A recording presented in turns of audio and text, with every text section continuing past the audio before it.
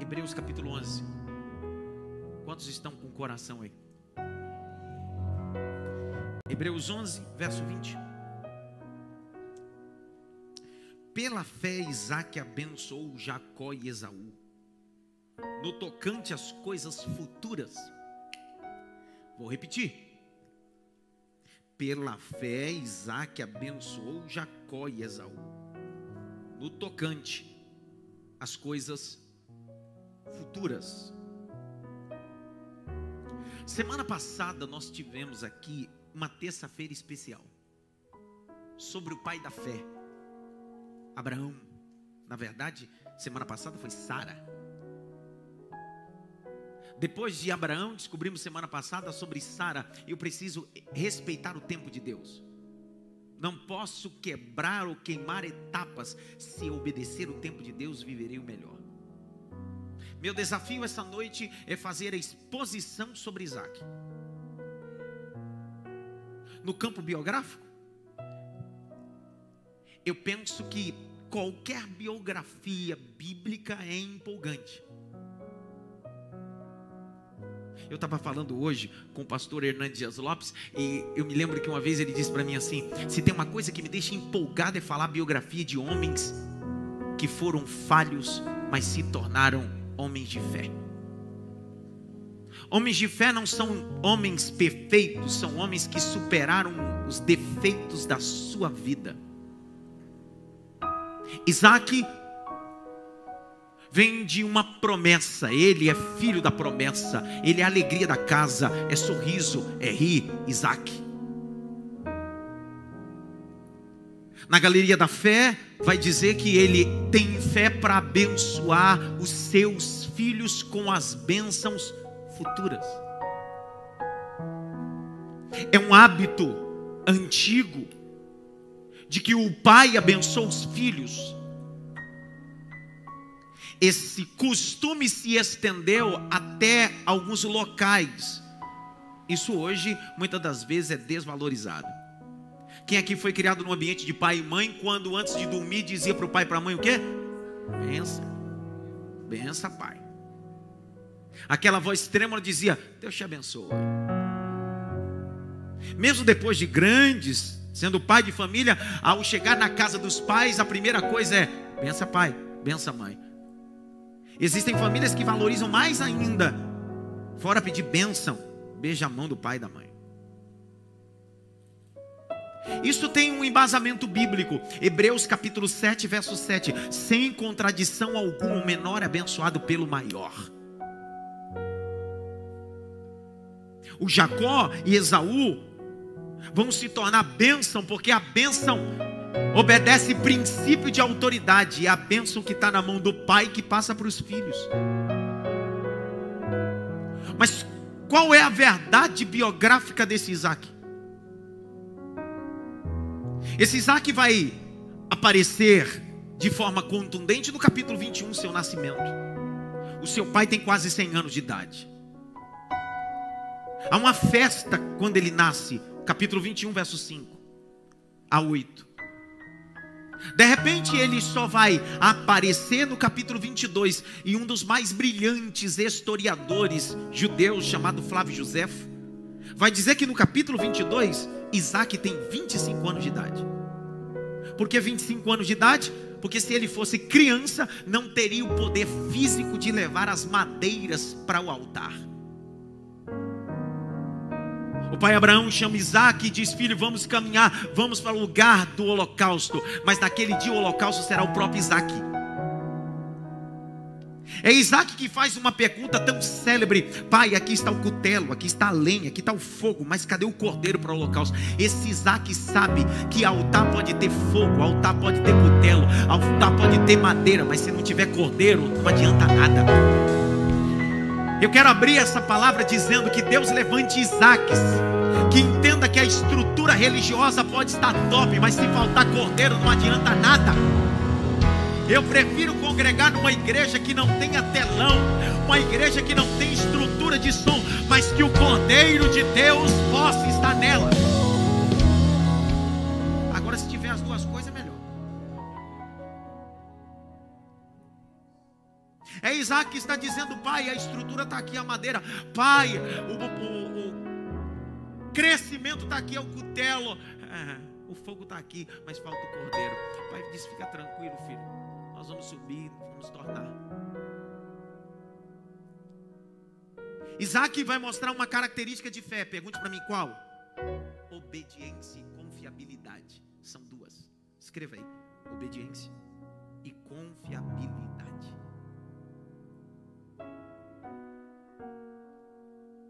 Quando eles chegam no lugar do sacrifício, capítulo 22 do Gênesis, o pai Abraão está dizendo: filho, na verdade quem vai ser morto aqui é você. Certamente se fosse algum de nós, já saíríamos dali como? Correndo. Mas esse Isaac vai revelar essas duas características. Ele não reluta com o pai, ele não contesta o pai, ele aceita o que o pai tem para ele. Estou abrindo um parênteses para liberar a tua palavra. O pai quer te colocar no altar. Vou falar de novo. Isaac representa aquele que está no altar, e Deus vai te colocar no altar. Abraão é o símbolo do pai, e o pai sabe como te colocar no altar. O texto sagrado vai dizer que amarrou Isaac. Significa que se por acaso Isaac desistisse, não tinha mais como desistir. Às vezes a gente aceita servir a Deus e no meio do caminho a gente quer desistir, mas a gente já foi amarrado pelas cordas da graça, pelas cordas da misericórdia. A gente vai gritar como o apóstolo Paulo: nada e nem ninguém me separará do amor de Jesus Cristo. Levante as duas mãos para o alto, abra a boca, diga glória a Deus, irmão, diga um aleluia. Desprende esse ambiente para a palavra de Deus entrar. Desprende o teu coração para a palavra entrar.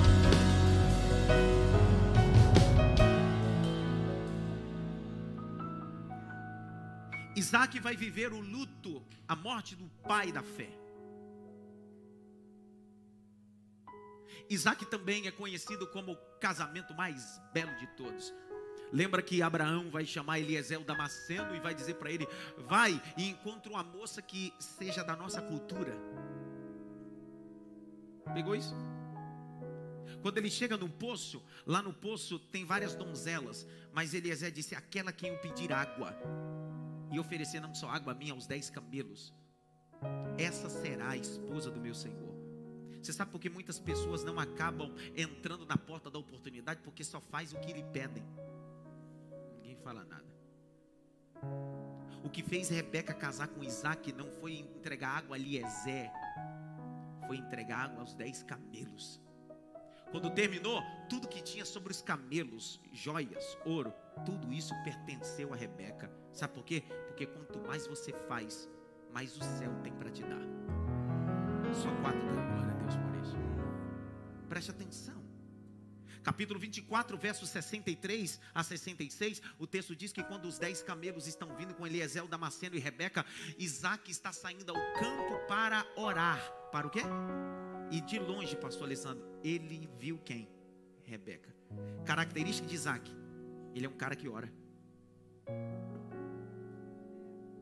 Isaac sabe que a oração traz Rebeca na sua mão. Ninguém entendeu nada. Se você orar, você não precisa correr atrás da vitória. Os sinais seguirão aos que creem.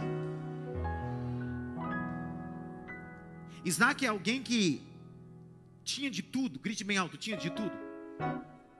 Você precisa entender que Isaac vai herdar muita coisa. Abre Gênesis 13, por favor. Gênesis 13.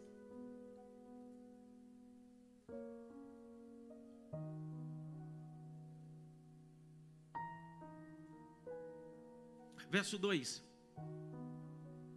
E era Abrão muito rico em gado, em prata e em ouro. Então presta atenção, quando Abraão morreu, Isaac não assumiu uma empresa falida. Isaac assumiu uma coisa com excelência. Pastor, onde o senhor quer chegar? É no capítulo 26 que Isaac, a expressão diz: Isaac prosperou. Grite bem alto: prosperou. Mais alto: prosperou. Abre lá, capítulo 26. de Gênesis. Verso de número 22. Lá no final do verso. Porque agora nos alargou o Senhor e me prosperou nessa terra. Em outras Bíblias está escrito: e me fez crescer nessa terra. Grite bem alto: crescer, prosperar. A palavra prosperar, crescer, é uma palavra hebraica que significa dar fruto e mostrar o fruto. Vou falar de novo: é dar o fruto e mostrar o fruto. Prosperidade aqui nessa terminologia hebraica é: eu vou produzir o fruto e as pessoas terão que ver o fruto da excelência de Deus em mim. A pergunta que as pessoas fazem é: qual é o segredo de Isaac de ser próspero? Eu não estou falando de riqueza, tá, cara? Estou falando de prosperidade. Prosperidade é muito diferente de alguém que é rico, porque você pode ser rico e não ser próspero. Prosperidade, em outra terminologia hebraica, significa alguém que é feliz. Eu conheço gente que tem dinheiro, mas não é feliz. E eu conheço gente que mora no barraco e só tem ovo frito e é feliz. Mas o grande problema de Isaac é que as pessoas às vezes perguntam qual é o segredo da prosperidade de Isaac. Como é que Isaac frutificou? Como é que Isaac, aonde ele ia, ele prosperava? É simples. Eu fiz questão de anotar aqui pelo menos 4 características nesse texto. 4 características que esse homem da fé prosperou. Número 1, Isaac era um cara que trabalhava. Você leu comigo Gênesis. Você viu que ele assumiu toda a riqueza do pai, sim ou não? Alguém que assumiu toda a riqueza do pai tem necessidade de trabalhar, sim ou não? Não. Para que? Meu pai já trabalhou. Só que esse Isaac tem uma característica. Ele diz: eu assumi tudo isso, mas isso não me deixou isento de trabalhar. Se eu quiser prosperar na vida, não dá para dormir até meio-dia e esperar que Deus me prospere. Vontade de falar uma coisa, mas eu não posso.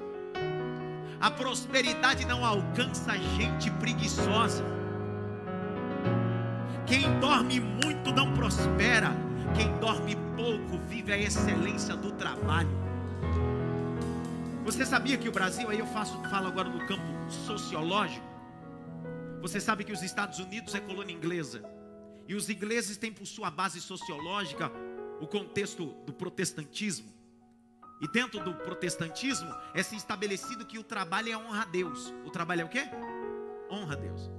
É Abraham Lincoln que disse: quando trabalho, entendo que o que eu faço honra ao Deus que me escolheu. Por isso que você vê a Inglaterra prosperar, você vê os Estados Unidos prosperar, porque está inculcado no norte-americano que trabalho não é sacrifício, trabalho é honra. Quando é que muda?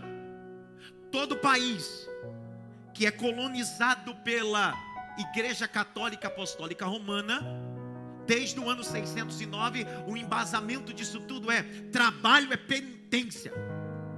Por que nós brasileiros não gostamos de trabalhar? Por que nós não temos prazer? Pastor, mas eu gosto. É o que? Eu estou falando na sua maioria. Em sua maioria, há uma porcentagem muito mais daqueles que não gostam do que gostam.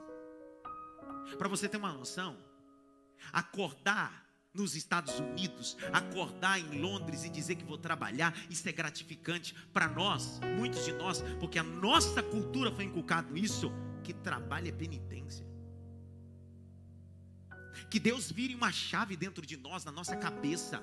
Quando eu trabalho, eu estou honrando a Deus. Vou falar de novo: quando eu trabalho, eu honro a Deus. Como assim, pastor? É a Bíblia que diz que até o obreiro não pode ser preguiçoso. Digno é o obreiro do seu salário, aquele que trabalha. Preste atenção. A primeira característica que faz esse Isaac ser um homem da fé é porque ele decide trabalhar. Olha o capítulo 26, verso 18. E tomou Isaac e cavou os poços de água que cavaram nos dias de Abraão seu pai. Preste atenção. Ele está dizendo: eu vou trabalhar. Grite bem alto: eu preciso. Mais alto: eu preciso trabalhar. Mais alto: eu preciso trabalhar. Trabalhar por quê? Para quê? Qual a ideia do trabalho? Todas as pessoas que não entendem o que é trabalho acabam dizendo: rapaz, eu só trabalho por causa do pecado de Adão. Já viu gente falar isso? Sim ou não? Quem disse que antes do pecado Adão não trabalhava? Quem disse isso? Deus nunca criou o homem para ser preguiçoso. Deus criou o homem para ser trabalhador. Por que ninguém dá glória agora, Senhor? Deus não criou Adão antes do pecado para ficar deitado na rede, tomando água de coco. Deus disse: antes do pecado você precisa trabalhar.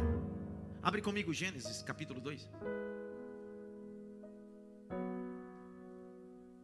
Verso 15 e 16.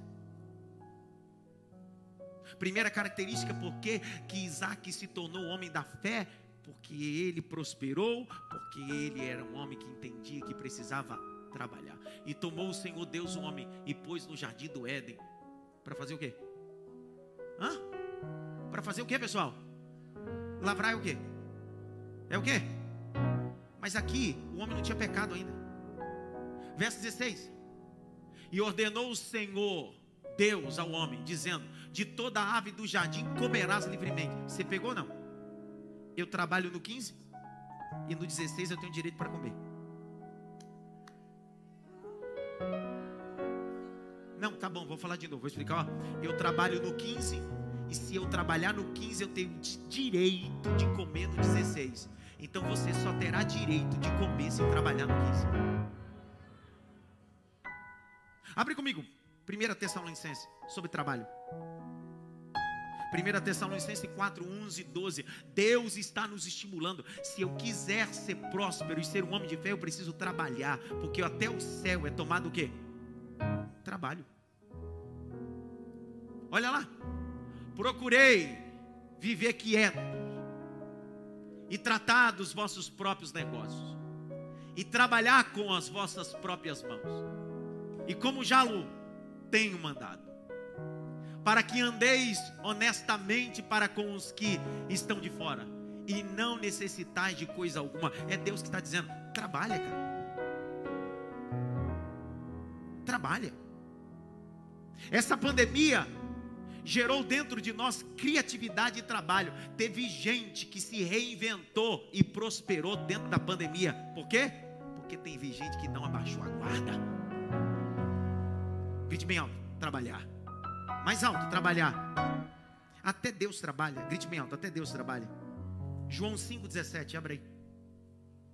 Você está achando que Deus está sentado no trono, pedindo para o anjo: traz uma coca gelada aí?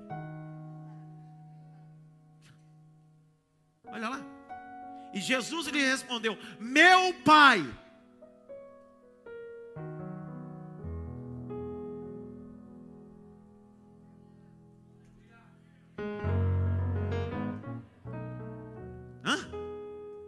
Meu Pai trabalha até agora e eu também trabalho. Isaac está dizendo: esses poços eu vou desentulhar, eu vou trabalhar, porque quem trabalha Deus honra. Estou liberando essa palavra. Quem trabalha Deus honra. Estou liberando de novo. Quem trabalha Deus honra. Grite bem alto: eu preciso trabalhar mais. Alguém disse mais? Sim. Não aguento mais.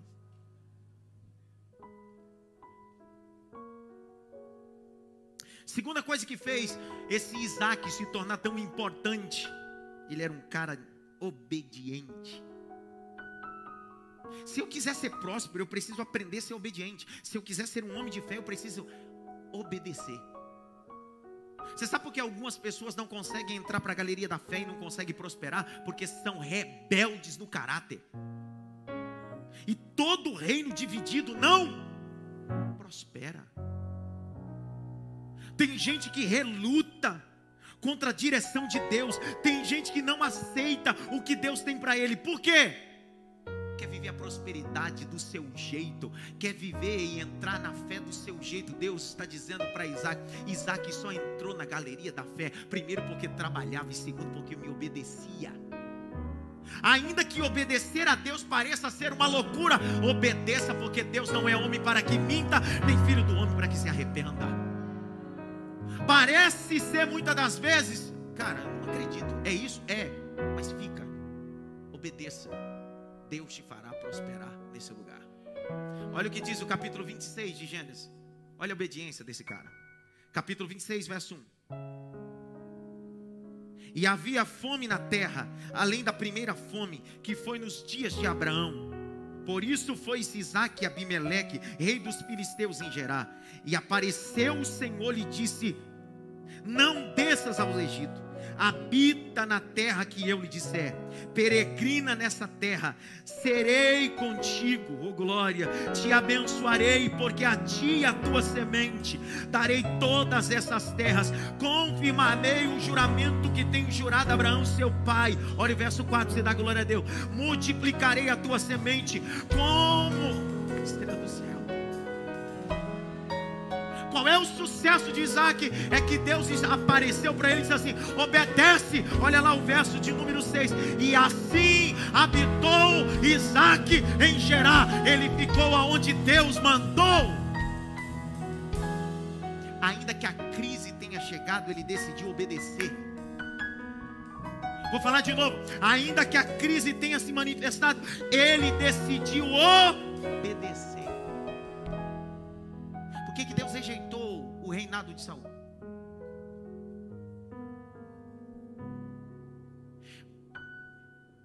O próprio Deus fala através de Samuel: é melhor obedecer do que? Não é o tanto que você ora, é o tanto que você obedece. Não é o tanto que você vem à igreja, é o tanto que você obedece a palavra. O que adianta você não sair da igreja e quando sai da igreja vive um cristianismo de desobediência? Ninguém fala nada comigo. Cristianismo não é 2 horas, não é momento, é vida. Cristianismo não é momento, é vida, cara. É muito mais do que 2, 3 horas. É uma vida com Ele dizendo: eu estou debaixo da obediência.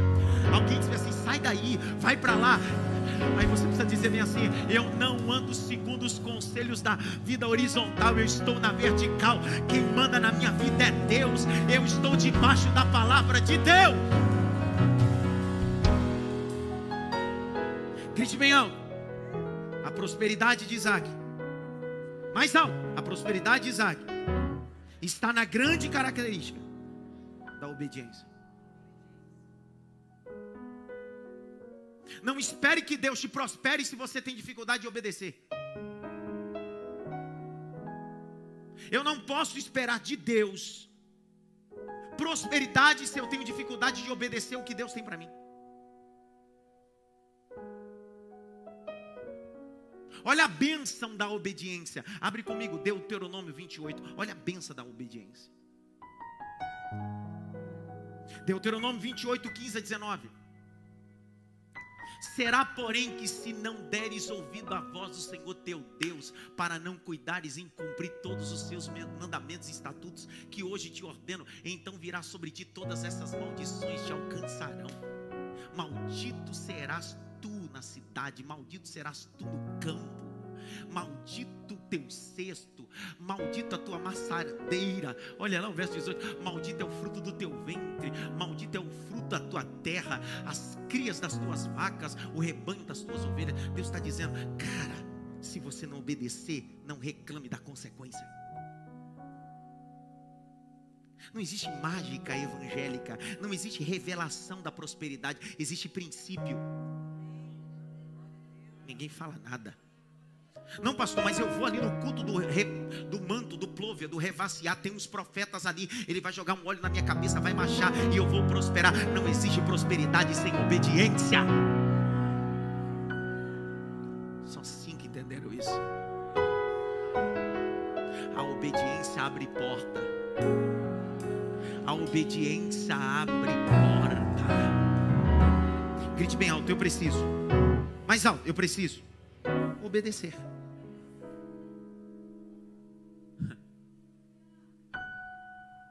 Abre comigo Lucas 11, 28.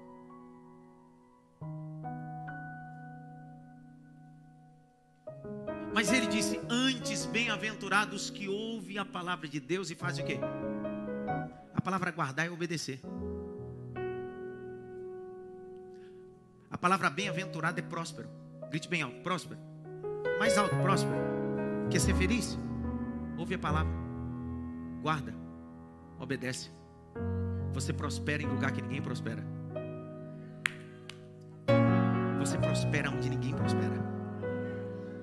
Alguém diz bem assim: rapaz, por que eu construo as coisas e as coisas caem? A mesma prova que vem contra a tua casa é a mesma que vem contra a minha. Para de achar que o teu problema é maior do que o meu. Tem gente que tem um espírito de vitimismo. Você vai contar o seu problema, ele quer disputar. Ah, que você não sabe o meu. A pessoa quer disputar quem tem o pior problema.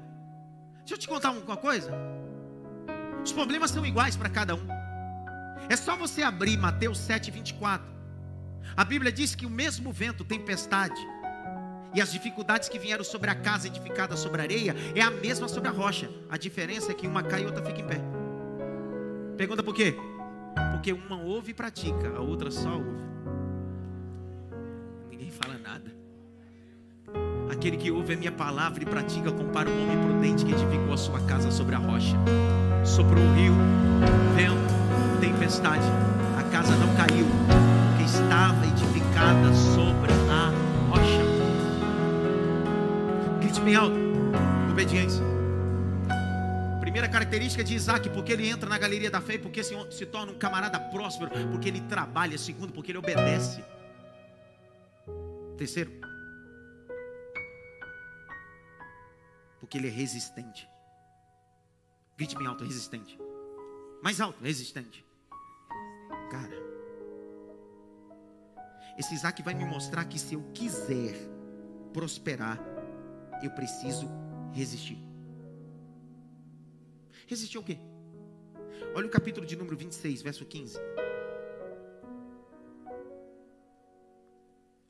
E todos os poços que os servos de seu pai tinham cavado nos dias de seu pai Abraão, os filisteus tinham enchido de terra. Agora olha o capítulo 26, verso 22. E partiu dali e cavou outro poço, e não porfiaram sobre ele. Por isso chamou o seu nome Reobote, porque o Senhor me alargou, o Senhor me fez prosperar. Esse cara é tão resistente que ele está dizendo: entulhar o poço. Eu desentulhei, encontrei, e alguém disse que era dele. Como eu entendo que a briga não é por poço, é por bênção, e quem tem a bênção sou eu. Mais ou menos está dizendo: estão querendo brigar por essa casinha do quintal? Fica com ela, eu vou para frente. Estão querendo brigar por causa dessa herança? 25% para um, 25% para outro. Ah, não, fica tranquilo, vai ter briga, vai ter morte. Estou abrindo mão, eu não quero esse poço não. Deus tem algo melhor para mim, estou liberando. Sou persistente, eu sei que Deus está comigo.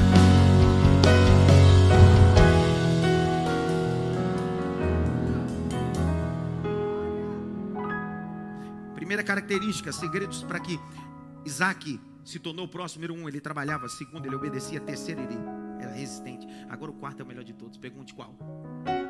Deus era com Isaac.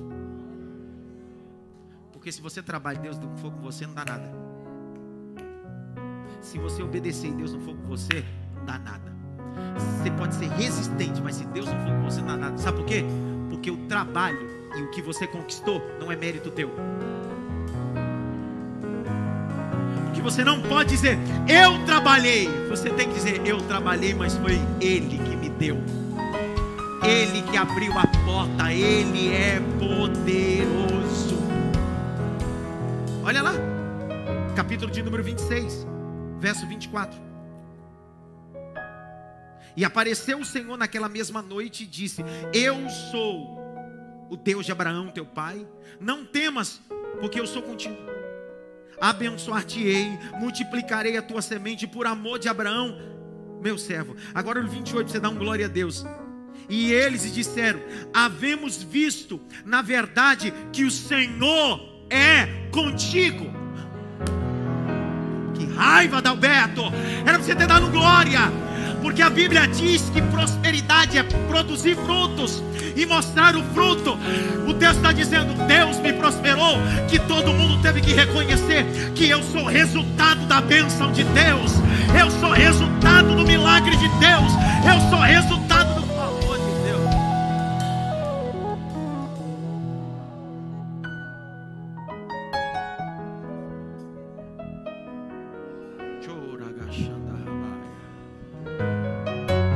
Eu trabalho, eu obedeço, sou resistente, mas a mão de Deus precisa estar comigo. Alguém olha para a biografia de José e diz bem assim: como é que o cara se tornou governador? É simples, aqui é para dar um glória a Deus bem forte. A Bíblia diz que ele foi vendido pelos seus irmãos com 17 anos. Passou 13 anos igual bola de ping-pong na casa de Potifar, no cárcere, e depois se assentou para governar. Aí alguém diz assim: como é que esse cara se tornou governador? A Bíblia vai dizer mais de 5 vezes: e o Senhor era com José, e o Senhor era com José, e o Senhor era com José. Escute o que eu estou liberando agora. As portas se abrem não porque você trabalha só, as portas se abrem não porque você obedece, não porque você é resistente, é que antes de você passar por ela, Deus já foi na frente e abriu todas as portas. Será que você pode dar um sinal de vida aqui hoje? Levante as suas mãos. No galpão anexo tem alguém vivo aí ou não? Pelo menos por 10 segundos. Deus é contigo ali no fundo. Deus é contigo aí no fundo. Deus é contigo. Trabalhe, obedeça, resista, mas Deus estará contigo.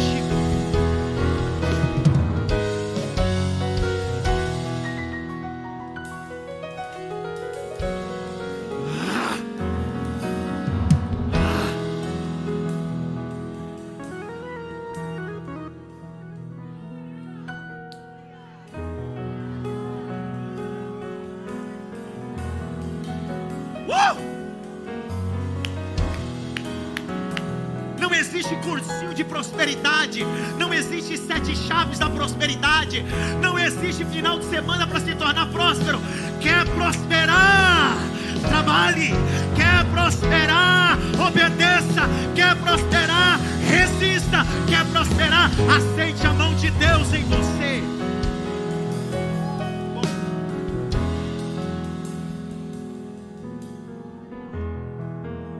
Quantas coisas você viveu e as pessoas disseram: cara, só Deus para fazer isso. Quantos cargos você entrou e alguém disse assim: só Deus. Quantos lugares você chegou e disse: cara, eu não sei como você está aqui, é Deus. Aí você diz: é mesmo, eu trabalhei, obedeci, resisti, mas só estou aqui.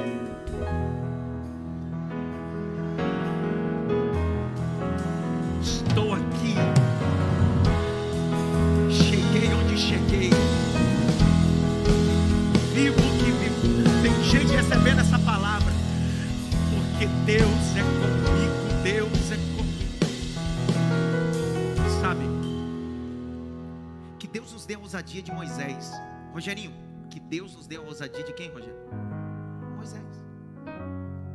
Um dia o povo vai se rebelar contra Deus. Deus disse: pega esses miseráveis todos aí e eu vou mandar um anjo na frente. Cansei desse povo demoniado,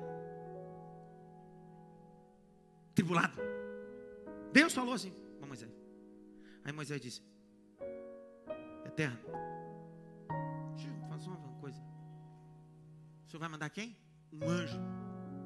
Quero não. É o quê? Quero não. O que você não quer? Se a tua presença não for comigo.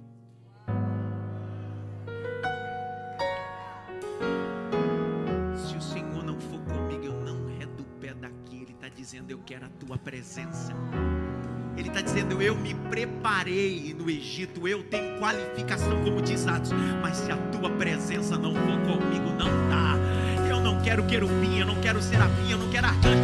Na verdade, se o Senhor mandar Miguel, eu não quero. Eu quero o Senhor, eu quero o Senhor, eu quero o Senhor, eu quero o Senhor.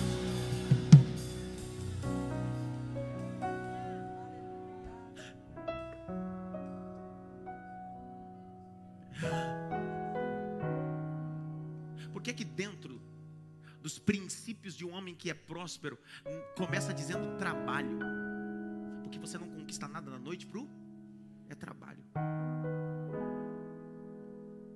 Eu fui rurícola, irmão, plantador de mandioca, cortador de cana. Mentira, brincadeira. Cortador de cana não.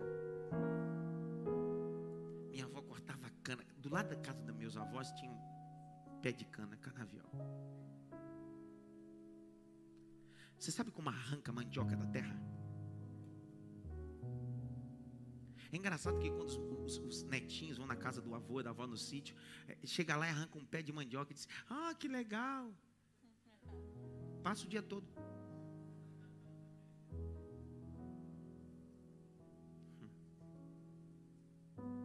Não se esqueça que antes de plantar você precisa capinar. É trabalho, é obediência, é resistência. Mas Deus está contigo. Fecha a mão assim e diga assim: eu tomo posse dessa palavra.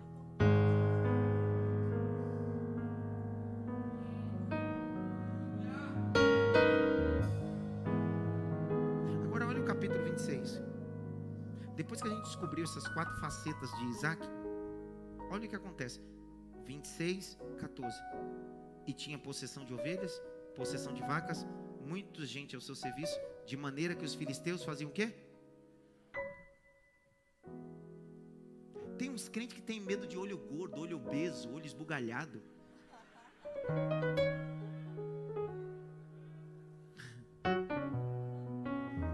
Não, pastor, eu tenho medo de inveja. Oxê, medo de quê? A inveja é consequência do sucesso.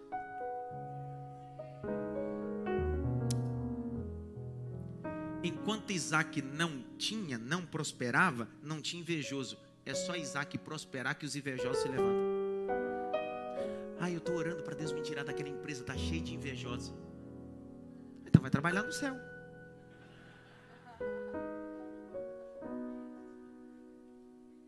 Vai trabalhar no céu. Não, eu quero que Deus me tire daquela rua. É tanto invejoso. Tu vai morar onde, cara? Está na hora de você entender que invejoso é igual o pé de chuchu, dá em tudo que é lugar. Até dentro da igreja. Ninguém fala nada. Napoleão Bonaparte diz: a inveja é um atestado de inferioridade. Napoleão Bonaparte: a inveja é um atestado de inferioridade. Sócrates: a inveja é a úlcera da alma.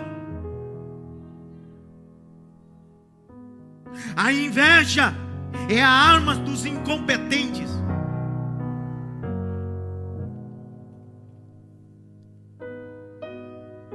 O invejoso quer ter o que você tem, mas não quer passar o que você passou.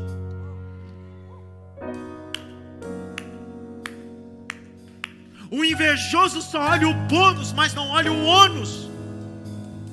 Você precisa entender que na vida você vai atrair invejosos. Por quê? Porque Deus decidiu te abençoar.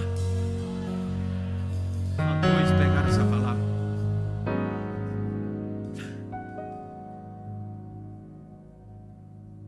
A inveja é um desejo irrefriável de possuir e gozar o que o outro tem. Como eu queria ter o carro dele, como eu queria ter a família que ele tem, como eu queria ter o sucesso que ele tem. Presta atenção. Freud vai dizer que a inveja está associada com doenças psicossomáticas. O narcisismo primário manifesta e aflora a inveja. Borderline traz uma característica de inveja. Cara, o invejoso, ele é tão baixo, grite bem alto, tão baixo, tão medíocre, que ele tem capacidade de inventar coisas para destruir o outro.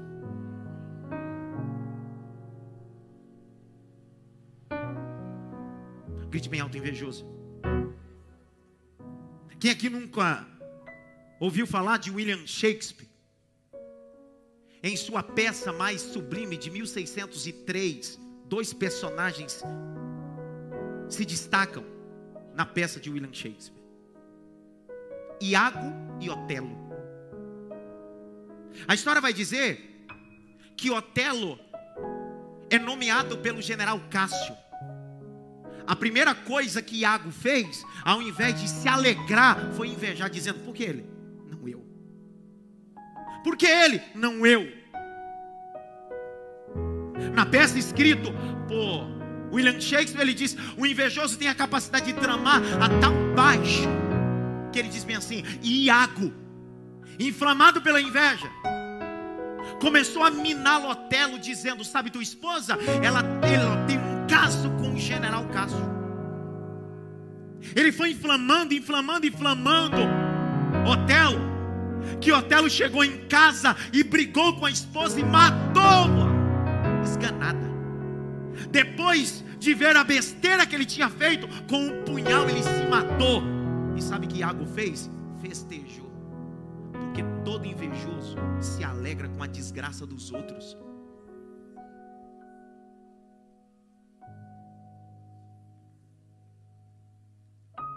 O invejoso joga tão baixo que tem a capacidade de criar coisas. Abra um parênteses para dizer: nós usamos uma expressão: contra fatos não há o quê? Presta atenção, no campo jurídico, isso é uma contradição. A Bíblia diz que a mulher de Potifar tinha as vestes de José na mão. É um fato, sim ou não? Mas era uma verdade? O que ela queria não conseguiu, e não querendo inventou coisas. Que Deus nos guarde dos invejosos. Que Deus nos guarde dos invejosos nos nossos empregos, dentro das nossas famílias, na rua, na igreja, em todo lugar.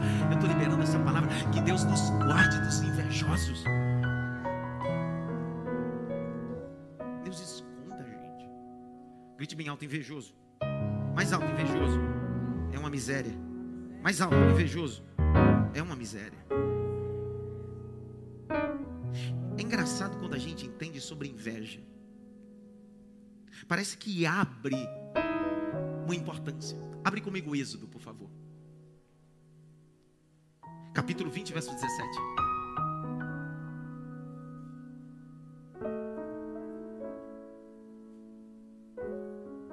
Êxodo 20, verso 17.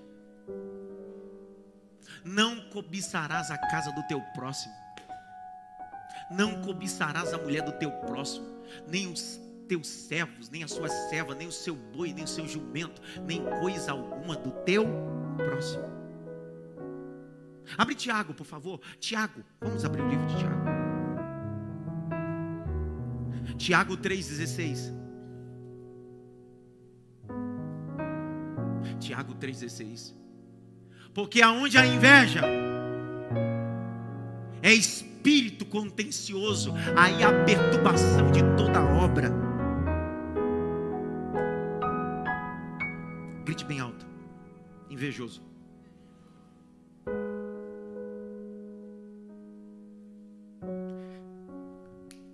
Isaac está prosperando no meio dos invejosos. Deus disse: fica nesse ambiente, mas o ambiente que ele vai ficar tem muito invejoso. Deus está dizendo: vou te prosperar nesse ambiente. Deus estava dizendo: não importa o que façam, você desentulha, eles tomam. Não faça questão, continua. Não, mas eu desentulhei Sitna e Ezequiel. Fica com a inimizade, com a contenda. Eu estou indo para Rehobote. Deus vai fazer a larga. Estou liberando essa palavra aqui agora. Pastor, eu desentulhei, eu trabalhei. E daí? Deixa Sitna e Ezequiel. Contenda e inimizade. Deus tem Rehobote para você.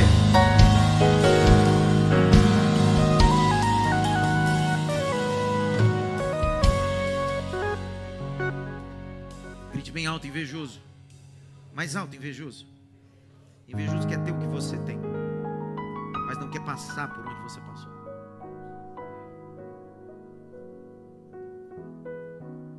texto diz que invejaram Isaac. No século XII, um dos mais importantes homens da teologia, chamado Tomás de Aquino, filósofo e teólogo. É impossível estudar teologia e filosofia sem estudar sobre Tomás de Aquino. E ele teve uma sacada que eu vou te contar uma coisa. Se ele tivesse vivo, eu daria um beijo na careca dele agora. Porque esse camarada teve a capacidade de dizer bem assim, eu estou falando do século XII. Ele disse, a inveja tem 5 filhas. A inveja tem 5? Presta atenção, é Tomás de Aquino que vai dizer, cara, a inveja tem a capacidade de gerar 5 filhos ou filhas. E o problema está aí. Tem muitas pessoas que estão sendo abraçadas pelas filhas da inveja. São atitudes invejosas. Primeira filha da inveja, segundo Tomás de Aquino, escreve aí, a murmuração. Tem gente, o invejoso é uma desgraça. Quando o outro está contando a vitória, ele diz, só falta fazer figa. Murmura, reclama. Ei, irmão, a primeira filha da inveja é a murmuração. Para de murmurar da vitória dos outros. Para de reclamar. Quando eu digo aqui na igreja que o testemunho vitamina a alma, eu estou dizendo, irmão, celebra com a vitória do irmão, porque a próxima será a sua. Estou liberando de novo. Celebre hoje, porque o próximo será você amanhã. Segundo Tomás de Aquino, a segunda filha da inveja é a detração. Eu fui procurar no Aurélio o que é detração. É desvalorizar a conquista de alguém. Aí eu fiquei, desvalorizar a conquista de alguém. Faz 1 ano e 2 meses que eu vivo tratando com gente invejosa. Você sabe que está aqui a Sandra e outras pessoas que fizeram bariátrica como eu. Nós passamos 6 a 8 meses no psicólogo, no Nutri, nos preparando. Sabe uma das coisas que a gente mais ouve falar com os nossos psicólogos antes da bariátrica e durante e após? É o seguinte, muitas pessoas vão ver você perdendo quilo e vão dizer bem assim, também você fez bariátrica?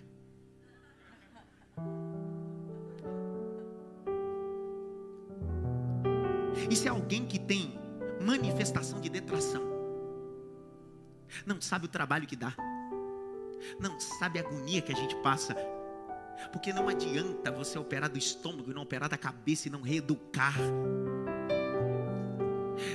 O indivíduo que gera filho da inveja não consegue comemorar e nem valorizar a vitória do outro. Terceira, o ódio.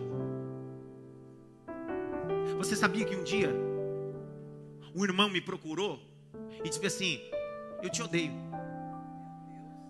Eu disse, Jesus, para que isso? Eu disse, mas o que eu fiz para você, irmão? Ele disse, não sei, tem um ódio do Senhor. Sua voz, quando o Senhor fala, eu sinto um ódio. Isso é a filha da inveja. A filha da inveja tem o ódio de te ver, de contemplar o que Deus fez no seu casamento e na sua família. Quarta filha da inveja, a exultação pela adversidade, ri da desgraça alheia. É a quarta filha da inveja. Tem gente que torce para o outro cair, vai falir, vai fechar. Esse casamento não vai não. Não vai mesmo. Isso fala de pessoas que estão com as filhas da inveja. Quinta e última, o Tomás de Aquino.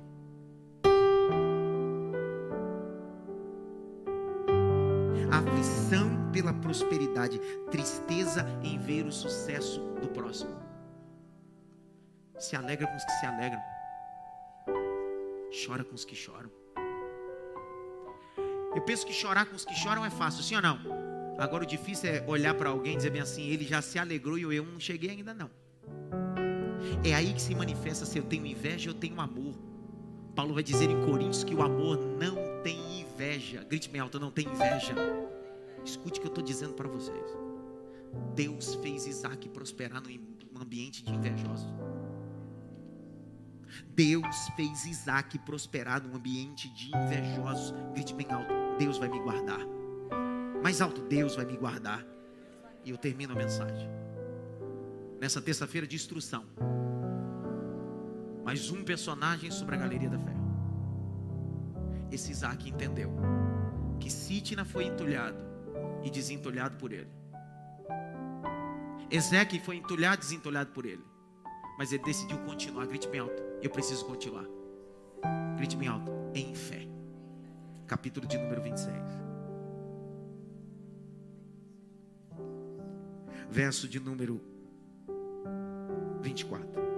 E apareceu o Senhor naquela mesma noite e disse: eu sou o Deus de Abraão teu pai. Não temas, porque eu sou contigo. Abençoar-te-ei, multiplicarei a tua semente, por amor de Abraão teu servo. Então edificou um altar, número 1. Invocou o nome do Senhor, número 2. Armou a tenda, número 3 e 4. Cavaram ali um poço. Ele não desiste, ele continua cavando o poço. Mesmo depois que o Reobote jorrou, ele disse: eu preciso cavar outro poço. Deus não te dará um poço só, Deus te dará 2, 3, 4, 5.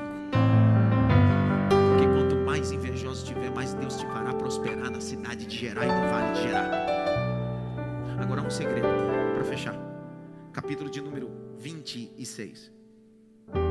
Ele abriu, capítulo 26, verso 25. Ele abriu o poço no 25, sim ou não? Sim ou não? Agora olha o 26.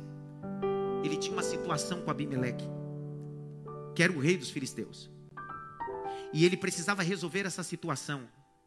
Verso de número 28, olha lá o final do verso: e façamos um concerto contigo. Aonde tinha aliança quebrada foi reabilitado a aliança. Aí o texto diz, capítulo de número 26, verso de número 31. E levantaram-se de madrugada e juraram um ao outro. Depois se despediu Isaac e despediu dele em paz. Temos paz? Temos. Mas lembra lá que no verso 25 ele cavou um poço e esse poço não tinha jorrado água. Porque existem poços que só jorram água depois que você libera o perdão, depois que você resolve algumas situações. Agora olha o verso de número 32. E aconteceu que naquele mesmo dia, que dia? Que dia? O dia do perdão. Que dia? O dia da retratação. Vieram os servos de Isaac e anunciaram acerca do negócio do poço que tinha cavado e disseram: achamos!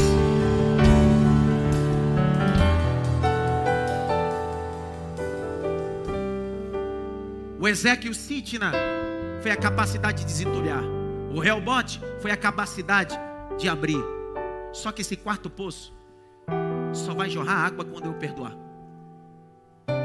Enquanto eu não resolver algumas pendências, esse poço não jorra água. Então preste atenção. Saia dessa terça-feira dizendo: tem pendências a serem resolvidas, e enquanto eu não resolver, não tem água no poço. Não tem água no poço. Vai em paz. Isaac está dizendo: eu não tenho mais nada contigo, não quero o teu mal. Vai debaixo da bênção, porque eu estou na bênção de Deus. Fique em pé.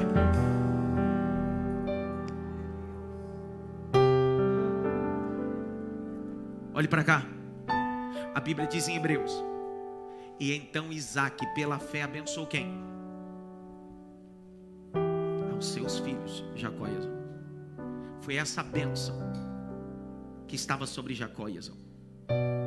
E essa bênção que está sobre você e sobre sua casa.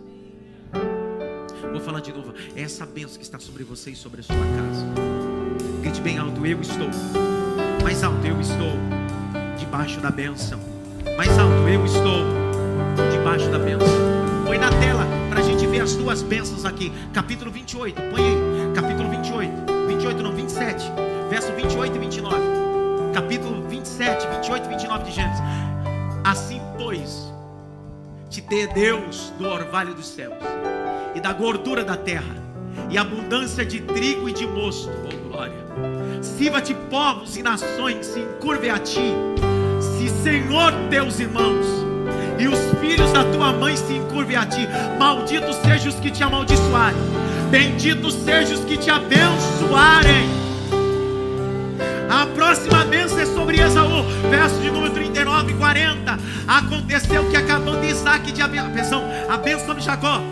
39, então respondeu Isaac seu pai e disse: eis que a tua habitação será nas gorduras da terra e no orvalho dos altos céus. 40, e pela tua espada viverás, e ao teu irmão servirás, e acontecerá porém que te assenhorarás, e então sacudirás o teu jugo no teu pescoço. E a bênção, grite bem alto, a bênção de Deus está sobre a minha vida. Eu preciso trabalhar, eu preciso obedecer, eu preciso resistir, mas Deus está comigo. Eu preciso entender que eu vou estar num ambiente de invejosos, e isso não vai parar a bênção que Deus tem para mim. Olhe para cá, quanto mais me invejar, mais eu vou prosperar. Recebe essa palavra? Quanto mais me invejarem, mais eu vou prosperar. Por quê? Deus é comigo. Deus é com você. Bate na cabeça, Deus é comigo. Deus é comigo. Em casa, Deus é comigo. Deus é comigo. Deus é comigo. Deus. Canta, Cleber, canta, vai. Se tentam destruir-me, zombando da minha fé e até tramam contra mim. Querem embrulhar meus poços, querem embrulhar meus sonhos e me fazer desistir. Mas quem vai apagar? Cante, Mafi! O selo que há em mim, a marca da promessa que Ele me fez. E quem vai impedir? Se decidido estou, pois quem me prometeu é fiel pra cumprir.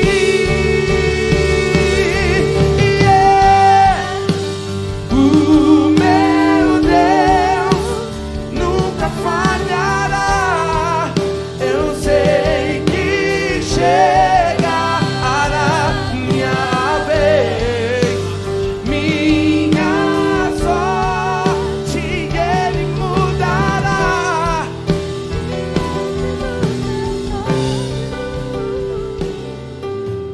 Não faça questão de coisas que estão gerando inimizade e contenda. Abra mão disso. Abra mão. Abra mão. Se você abrir mão, você vai ver o rebote de Deus, e você vai ver o próximo poço que Deus te dará. Deus tem coisas para Isaac, ninguém pode roubar. O que é de Isaac é de Isaac. Grite bem alto: estou debaixo da fé. Estou debaixo da palavra. Deus te abençoe. Deus te prospere. Deus te dê uma quarta, uma quinta, uma sexta, um sábado e um domingo com a fé de Isaac, desentulhando, trabalhando, obedecendo, resistindo, mas tendo ciência: Deus é comigo.